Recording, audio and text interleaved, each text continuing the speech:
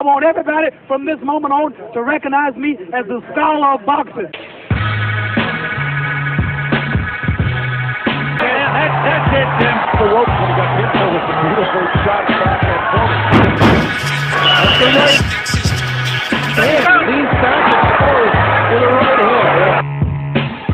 Most people don't know shit about boxing At all. Did you get what you were looking for?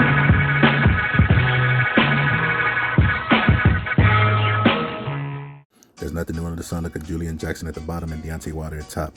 Both guys are wiry punchers. You know, they don't need a whole lot of room, and both of them land the same shot and leave their opponent looking the same when they body fall. And even when they're on the ground, they both have similar looks of devastation. They're both devastating punchers, and there's nothing new that happens under the sun. Similar body types, and I think similar type of power, you know, the leverage that they get on it, and they only need a little bit of room. But this video, I'm going to be addressing Julian Jackson versus Thomas Hearns, who I think personally is the harder puncher. Now let's go through Julian Jackson and that knockout we just seen. First off, like I said, Julian Jackson and Wilder and Thomas Hearns all have similar body types. They don't get their punching power from their legs. It comes from the speed that they generate, from the amount of leverage they can get with their tall, wiry frame. So all of those guys are very similar punchers as far as how they go about getting their knockouts. They're not going to generate a lot of force from the ground like a Mike Tyson. They're different type of punchers. They use their tallness and their wireness. But like I said, but check this out. He hits Julian Jackson with a hard left, straight left, and knocks him back to the ropes. And even though Julian's hurt just a tad bit, he's still able to generate enough force falling backwards, mind you. He's falling backwards while he lands this shot. His weight falling backwards, leaving all his weight on his left foot, and then he clips him on the chin. And even though he just barely clips him, he still gets that type of reaction out of him. Because like I said, it's about speed. The guy never saw the shot coming, and he's able to generate a ton of force with just a little bitty space. Here's another angle, watch. Gets hit with that shot, gets dazed for a minute, and while he's hurt and falling back, he's still able to land that shot in that space. Now mind you, the other guy is throwing at the same time. His punch should technically get there first, but like I said, but Julian Jackson's speed is the difference. Look, the guy's punch misses because Julian's gets there first. He's seen an opening and thought he took it, but Julian's speed just overcame and his got through first. Now, as a harder puncher Julian Jackson was, I think Thomas Hearns edges him because I seen Thomas Hearns throw the same type of punch to a bigger guy. Now, mind you, Thomas Hearns started out at a lighter weight than what Julian Jackson started out at. And I seen Thomas Hearns also knock a guy down while going backwards. Check him out. Tommy Hearns throws, and he catches Tommy Hearns with a straight jab, and Tommy Hearns knocks him down while falling. Now, that is just tremendous power. That is crazy that that's even possible for a guy moving up from, you know, all the way from welterweight to move up weight classes and still carry this type of devastating punching power is extremely impressive in my opinion. I mean, it's hard for a smaller guy to knock a bigger guy out when he's set. This smaller guy, not only was he not set, but he was actually falling. So like I said, Tommy Hearns, I mean, it might not be by much, but I think he edges Julian Jackson out only because look at this guy, he's out cold, and that was just a half the power. Like I said, let's go back, let's go through this again. His opponent strikes first blood with a stiff jab and knocks him off balance. And look at Tommy Hearns falling, and just catches him with a half shot, similar to the shot that Deontay Wilder caught Hearns with, falling backwards and still knocks him out. I mean, that's just truly impressive in my book.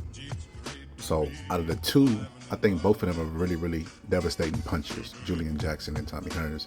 But Julian Jackson only did it at 2 weight classes, and Tommy Hearns did it at several, bringing his power with him, moving through the divisions, and that's unheard of. A lot of people thought Manny Pacquiao was juicing because Manny Pacquiao was doing the very same thing that Thomas Hearns did, which was move up in weight, beat lineal guys, and carry his power with them.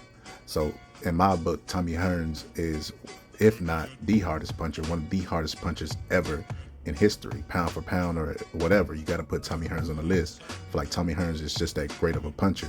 He doesn't beat Julian Jackson by much, but the fact that he was able to do it at higher weight classes shows to me that he was more of a devastating puncher than Julian Jackson, even though both of them are devastating punchers with similar frames and builds, and both get leverage on their shot the same way.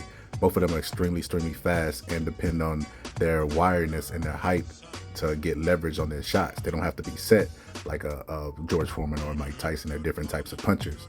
But I think even though them being similar, I think Tommy Hearns is just more proven because of what he was able to do at different weight classes. Like if you look here, Tommy Hearns is fighting a cruiserweight. Now, this is a cruiserweight now. Tommy Hearns fighting a cruiserweight and catches the cruiserweight on the chin and damn near puts his lights out. The fact that he was even able to do this type of stuff at cruiserweight, like I said, is extremely impressive, and it's unheard of. If Tommy Hearns could go in a time capsule and box today, they would accuse this man of taking steroids. I mean, they would accuse him of being on everything under the sun. They would think he would have that Jarrell Miller cocktail just because how hard he punched, and he wasn't like a big muscular guy. Like he was just speedy. Like look here, he steers the guy off balance into the ropes, and then he gets set in front of the guy, probes, blinds him with the jab, and then bam, drops the right hand. And this is a cruiserweight, like I said. This is unheard of. A guy coming all the way from welterweight. I don't care what the name is. I mean, this guy is still a big, huge man. I mean, when Sugar Ray Leonard went up and fought Donnie Long, he was dropped by Donnie Long because size does make a difference when you jumping up all these weight classes. But this guy was such a devastating puncher that he was able to carry from welterweight all the way to cruiserweight. And like I said, that is impressive. And if he boxed today, he'd be getting tested out the wazoo, or either that or people would just accuse him of. Look at that power, man. That's crazy. It was like a marksman right on the chin. Like Deontay Wilder said, like slicing a thin slice of cheese. Very accurate, very fast, and very precise. It started with the right hand to the body, and then he backs up, and the other guy falls in and tries to lunge in, and then he just puts the arm on him, steers him into the ropes. Get your ass into the ropes. Gets in front of him, gets set before he does. The guy goes to the high guard. Tommy Hearns probes with the jab, the measure him, and then bam, just drops the right hand.